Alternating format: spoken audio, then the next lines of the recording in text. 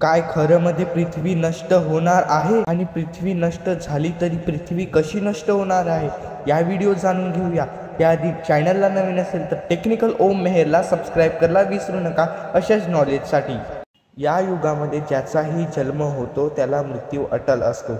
जसं की आपल्या पृथ्वीचाही जन्म झालेला आहे तर पृथ्वीलाही मृत्यू आहे। पण डायनासोरची पिढी जशी संपून गेली तशीच माणसांची पिढी संपून जाणार का या व्हिडिओत आपण विचार करूया।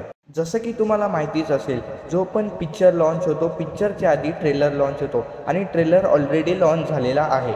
जसं की Ahmedabad plane crash, Kedarnath helicopter crash, train accident etcetera. असं सर्वजणी क्लेम करतायत की 2029ला पृथ्वीचा अंत होईल किंवा 2060ला होईल। या व्हिडिओत पूर्ण जाणून घेऊया। आजपासून 1000 वर्षाआधी पृथ्वीने पूर्ण स्वरूप बदलून टाकलेलं म्हणजे की ॲस्ट्रॉइड पृथ्वीमध्ये निर्माण झालेल्या आणि तसंच पृथ्वी पूर्ण गरम झालेली आणि पूर्ण गरम झाल्यानंतर डायनासोरचा पूर्ण नष्ट करून टाकलेला। आपल्या ब्रह्मांडमध्ये खूप सारे ग्रह आहेत पण पृथ्वी एक असा ग्रह आहे त्याच्यात जीव राहू शकतात।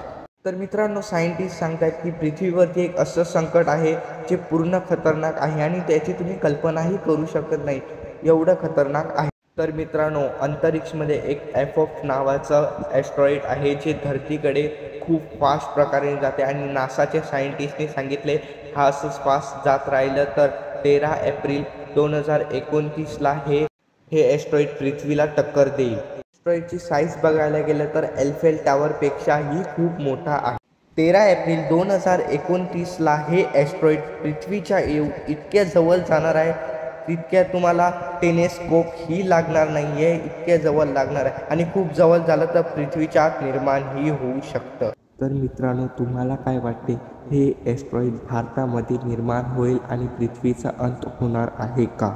तसंच मित्रांनो, भविष्यामध्ये सांगितलं गेलं आहे की ज्वालामुखी फुटून पण पृथ्वीचा अंत होऊ शकतो। तर तुम्हाला काय वाटतं कमेंटमध्ये सांगा आणि व्हिडिओ आवडले असेल तर सबस्क्राईब करा अशाच नॉलेजेबल व्हिडिओसाठी।